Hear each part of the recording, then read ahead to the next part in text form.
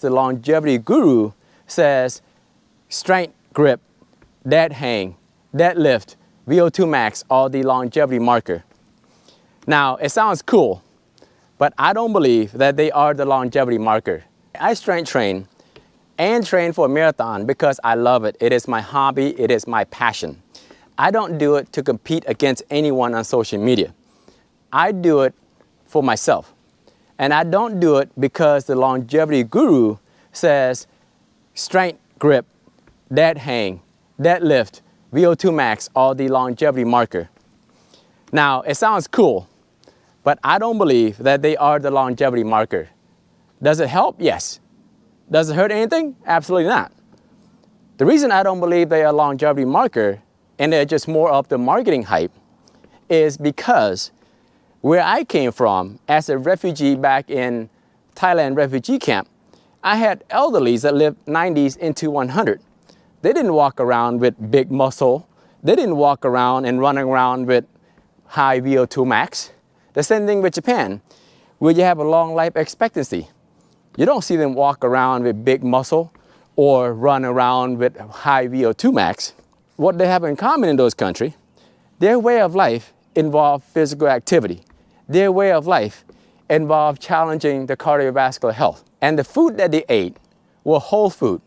And they ate to support the body need, the body functionality.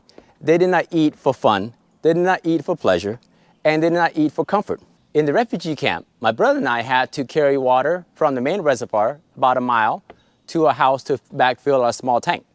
And we had to make fire, boil the water, and mix it up to have warm water for us to shower. And we have to make fire to cook. We have to wash clothes manually. We walk from point A to point B. And some people lucky to have a bike, but very few had bike to ride from point A to point B. People either grow vegetable or raise livestock. Their body was always active to support their life. As for food, we ate food to support a body function. We didn't eat it because it's for taste or it's for pleasure. We eat it for necessities. And if you're lucky, we have some excess. And almost all our food were whole food, without any ultra-processed food. And fast forward to America, we have a life of abundance with modern comfort and convenience. We have restaurants and fast food everywhere in the corner. And at the grocery store, we have plenty of ultra-processed food readily available. And when we work, we either sit in an office or stand still building parts. And when we get home, we have a remote in our hands. And we have either phone or tablet while watching TV. So our lifestyle is fairly sedentary. That's why here in America, we do have to pick an activity, sport, to be active, to signal our body that keep the bone density high and keep the muscle because they are important. And we have to walk, jog, or run to make sure our heart continue to pump blood very efficiently. But the downside is people tend to resort to physical activity, running, jogging, or strength training as a way to react to overeating. Instead of using those activity to burn calories, to burn fat, we need to reverse the order of operation. We need to go from what activities or exercise is the best, most effective of burning calories and burning fat to pick any activities, any sports that you enjoy that signal your body that bone density and muscles are important so that it can adapt and make them stronger. That could be basketball, racquetball, snowboarding, weightlifting, running, jogging, etc. Then make sure that your nutrition support your fitness goal. At night, make sure you have plenty of sleep so your body have time to recover and grow. Most importantly, you must keep stress at bay. That's what most fitness channels don't talk about. Because we are human beings. We are not robot ones and zeros. We are full of emotion. When you have stress and anxiety, it can cause you to eat for comfort. It can cause your body to store excess fat due to the rise in cortisol, elevated rise in cortisol. If you keep those simple things in mind, then you will be able to achieve a fitness level where you're going to be able to perform at a high level now into the golden years. Now, on the other hand, when you see people on social media fitness influencers or coaches that run and train for 5K, 10K, half marathon, full marathon, ultra marathon, I believe that is beyond the necessity for a fitness, a lifelong fitness.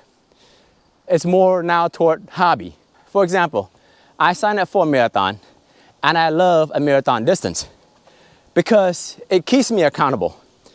It keeps me in that routine of make sure I strength train so that I have the wheels and the strength needed to run long and hard. It also forces me to make sure that I continue to run on a weekly basis because I want to finish the marathon with some sort of dignity. Not bonking, not failing on mile 16 or mile 20. Another reason why I enjoy marathon so much is I am very competitive. Whether it's personal, professional, or now, I always ask myself, what is my ceiling and where am I at? Do I have an opportunity to improve, to get better? If there is even a slight chance that I can be better than where I'm at, I am going to find ways to get there.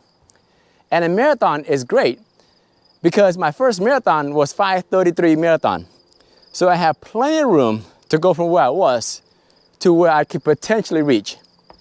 And by training for a marathon, I'm also tracking my progress. I am tracking my run. I am tracking my lift. I am tracking how my body responds.